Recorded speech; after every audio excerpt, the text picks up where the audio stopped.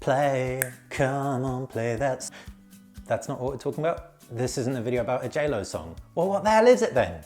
This is the unboxing video of the HTC U Play. HTC U Play is a high-end mid-ranger, not the flagship, but still sports a relatively hefty price tag for a high-end mid-ranger and very premium elements inside. You got a 5.2-inch Full HD screen. It runs Android 6, so a slightly older version, but you still got 32 gig onboard storage and 16 megapixel front and rear camera. It's sounding a lot like the Samsung Galaxy A5, but how does it stack up when you take a look inside the box? Before I take a look inside, let's take a look around. And you can see at the back, you've got a lot of the key specifications. It runs with a MediaTek Helio P10 processor, 5.2 inches of screen. You've also got 3 gigabytes of RAM and SD expansion. This is available, think, in 2 versions, one with 64 gigabytes of internal storage, not the one we have, and one with 32. It's 3 or 4 gigabytes of RAM depending. You've got 16 megapixel cameras as well, OIS on the rear camera, which is a sweet deal. And you can also see you've got HTC U Sonic. HTC U Sonic, for anyone who doesn't know, is headphones that plug into the USB Type-C inside, and it figures out how your ears are actually shaped by firing a pulse through it. I'll talk about that when we look inside the box. Also, NFC, Bluetooth, 4G, and a nano SIM slot. Now that that's all said and done, you can see the shiny kind of hologram that's on the front of the box right there. We can actually open everything up to reveal the phone. So the HTC U Play, like I said, 5.2 inches, available in a range of colors. We've got this shiny blue version. Looks really, really pretty. Out of all of them at the launch event, the blue one was indeed my favorite. We can peel off the plastic, or let me try it. No, can't slide, have to peel, might have to tear. Yeah, we're tearing. It's okay, guys. And pow, that is some shiny, shiny stuff. Hey, you can see me? I can see me. Right, put the phone down while it's powering up for a second, and we can let it boot while taking a look inside the box. So you'll have that on the side right there. Now, as for the box contents, pick up to see. Very, very simple. Inside the box, you've got a case, which is a sweet deal. It's a hard plastic shell and can peel off the plastic film. Ta-da! Put that to the side.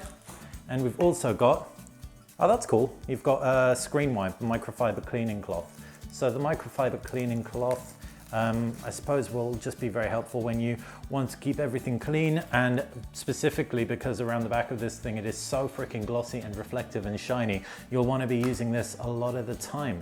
As for additional box contents, HTC U Play kind of quick start guide right there, and put that to the side. And not so quick start guide. These are beefcakes of manuals that I am not going to dive into, but I can take a look at all of the wires. So you've also got a SIM eject pin right there, which again, I don't need to take out to show you guys. You can see Android's setting up in the left-hand corner. While it does, I'm going to carry on. These are the U Sonic headphones, USB Type-C. So like I said, fires a pulse into your ear, figures out what your ear is shaped like, and optimizes the sound according to your ear. I say shaped like, but just how your ear reacts to sound, because when you fire a pulse in, the pulse gets fired back. Various earbud sizes as well for comfort, and USB Type-C. It supports fast charging too. And there you have the power plug that it ships with. Let me see if I can see any numbers on here. Let that boot up. You can watch that while I try and read this tiny, teeny, tiny lettering. No, I'm not having much luck here. Oh, there you go, 5 volts, 2 amps. So that, yeah, will support relatively fast charging. Now let's take a look at the phone itself. Like I said, I can immediately feel that it's a super glossy, reflective back, and it does out of the box look incredibly, incredibly rich and premium, but it's already starting to grab my fingerprints. So that microfiber cleaning cloth is a welcome addition. 5.2-inch screen looks good. You've got capacitive buttons either side of the fingerprint scanner below the screen. You've also got that front 16 megapixel camera. Right hand side, you've got buttons. There is a nice texture on the power button to differentiate it from the volume rockers.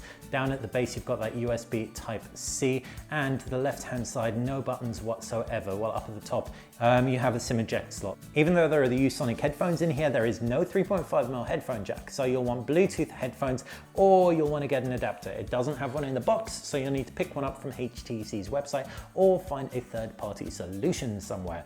Generally, first impressions, I like the back. It feels really, really good. Isn't attracting fingerprints as readily as the lighter colors that I got my hands on in the press preview.